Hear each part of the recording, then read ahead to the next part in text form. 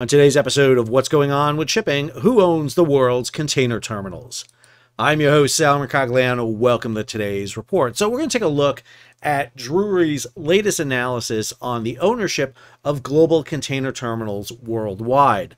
Now, according to a story by Mike Schuller over at G-Captain, the number of global terminal operators around the world has remained constant, still holding at 21 in 2023. But what we're seeing is new entrances into the market, the removal of some other ones, but more importantly, the consolidation of control under a group of the top 7 terminal operators around the planet. So this is the announcement from Drewry's about the Global Container Terminal Operators Annual Review and Forecast.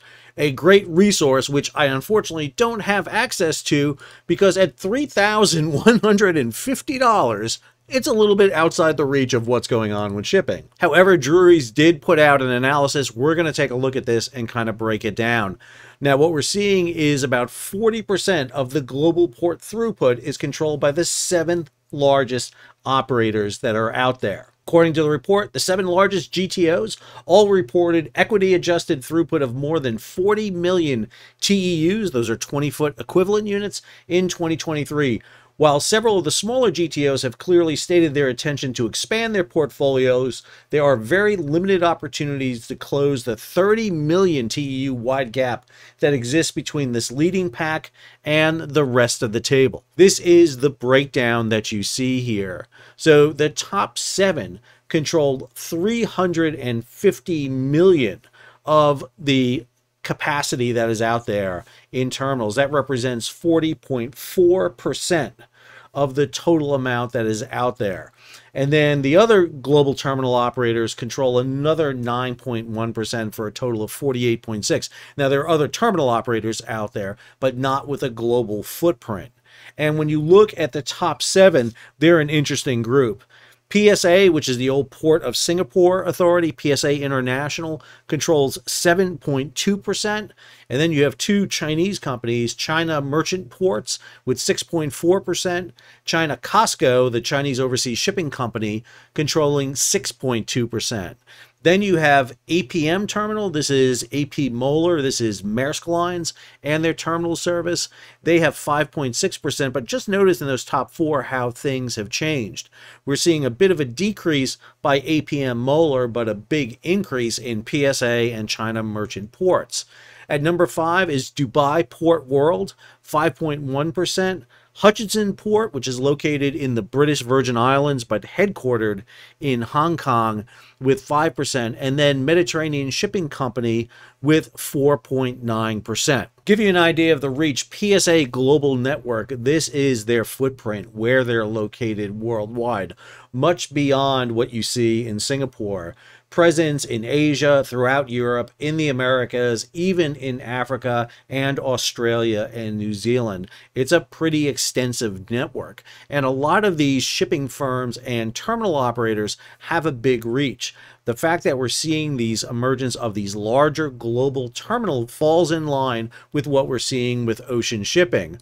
Don't forget, the top 10 ocean shipping firms in 3 large alliances about to break up into 4 with the breakup of the 2M alliance and Maersk and Hapag teaming up into Gemini and Mediterranean Shipping being on their own, at least for right now.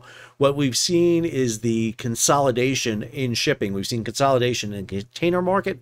We've seen consolidation in shipyards, consolidation in scrapping. The one area we don't quite see it yet is in tankers, but that is starting to come too. But in container terminal operations, it is following hand in hand. This chart by Drewry's is also included. It's the index measuring quarter-on-quarter change in revenue per TTU.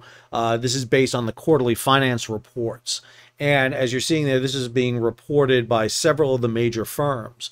And what we're seeing is using the first quarter of 2019 as the base, the 100 mark. You'll see a big dip into 2019. 2020, we saw the increase, and then, of course, COVID hit.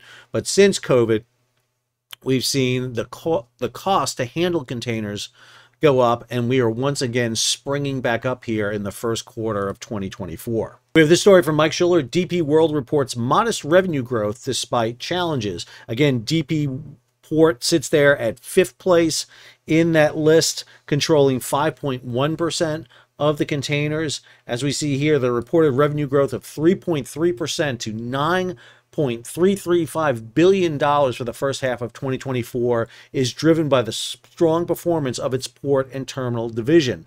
The company saw 6.1% growth in like-for-like gross container volumes compared to last year, with growths in America, Europe, Asia Pacific, and one of their big terminals at Jebel Ali. Their EBITDA declined by 4.3%. This is attributed to disruptions in the Red Sea area. DP World remains optimistic about the medium to long-term prospects for global trade. At the same time, we're seeing potential warning signs and issues on the horizon. Maersk is warning of a potential supply chain disruption as U.S. labor strikes loom. We've talked about this in our recent video on congestion in U.S. ports, but the big issue here is the ongoing labor negotiation between the United States Maritime Alliance and the International Longshoremen's Association. That agreement is set to expire on September 30th, and both sides are indicating that they have not come close yet to an agreement. It goes on here, disruptions may be localized or more broad-based should a general work stoppage occur on the U.S. Gulf and East Coast. Even a one-week shutdown could take 4 to 6 weeks to recover from, with significant backlogs and delays compounding with each passing day. This comes from the Maersk update. At the same time, this story over from Reuters follows suit, talks about the danger of that strike and the potential impact it can have. This could resonate among the ports, and as if it's not bad enough that we're seeing strike potential on the U.S. East and Gulf Coast, this story over on Splash 24/7 from Sam Chambers, India braces for an indefinite nationwide port strike.